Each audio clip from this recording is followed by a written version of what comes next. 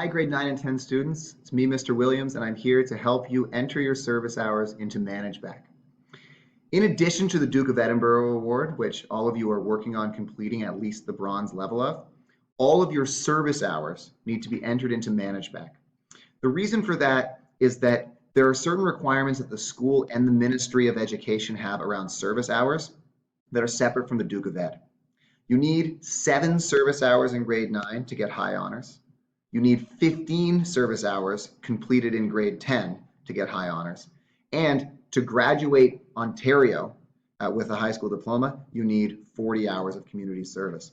And because the guidance department and the academics department and even the Ministry of Education do not have access to your Duke of Edinburgh accounts, and we can't give them access, they can't check your Duke to see what you've done. So you have to separately log your service hours. I'm going to show you how to do it using Rebecca Colville-Reeves's account as a sample. Thanks, Rebecca. So here's what you'll do.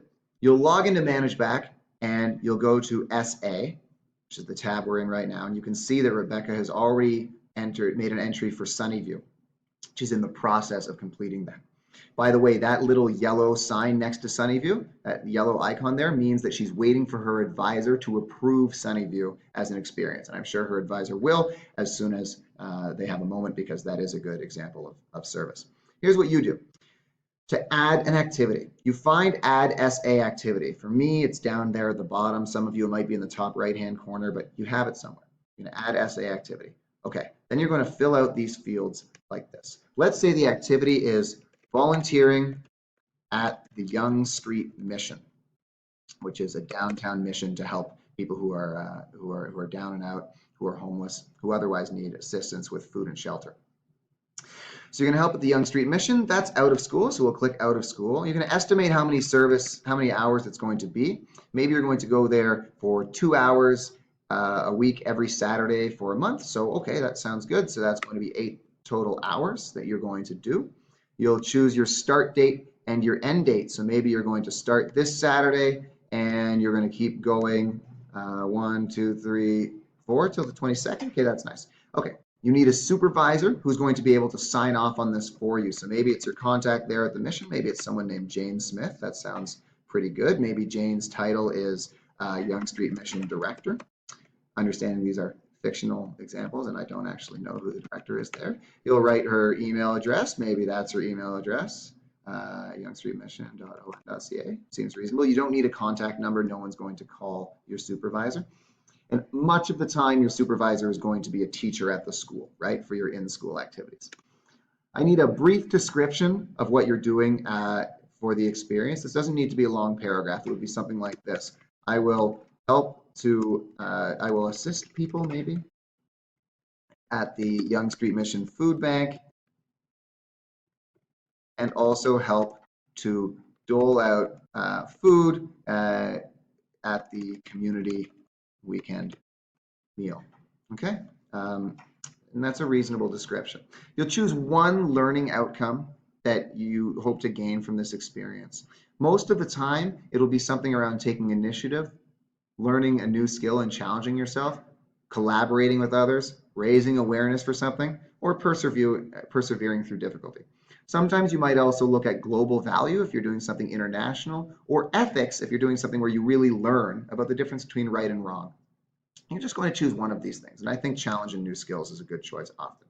I'd like you to write the organization that you're working with, which often will be Branksome Hall. You don't need to write anything under activity aim. Description and goals really covers that. Finally, it's a good idea to click Notify SA Advisor via email. Then your advisor gets a notification that you've done something, which will make it easier for them to remember to add it for you, to approve it for you. So I'm going to add the SA activity. Okay, so there it is. You see it? It's been added, volunteering at the Yonge Street Mission. Now, the advisor, your advisor needs to go in and approve this. Your advisor will do that. They'll do it the same way I'm doing it. So I click on it and I'm going to go down to experience status and I'm going to click approved because it sounds good to me. I've read it through and it works. Your advisor will do the same thing using the exact same process. Now, that's a blue thumbs up. Pretty good. You're halfway there. You went from that from that yellow clock there to the blue thumbs up. But what you really need to be complete is a green check mark. To get a green check mark, you need to complete a reflection. So you click on reflections and evidence and you add new reflection and evidence. And all I need you to do is write a couple sentences about what you did, confirming that you actually did everything. So you write something like, I learned how to interact with a whole new group of people, and I learned about how a mission, how a mission works. It was a challenge that I found rewarding because I really felt that I was helping my community. And that's a perfectly good reflection. And you'll click on the outcome that you completed. So undertake challenges that develop new skills and add the new entry. Once you have done that, once you've added the entry, you're then going to have the option of sending for supervisor review. Now my screen says complete supervisor review because I'm a supervisor.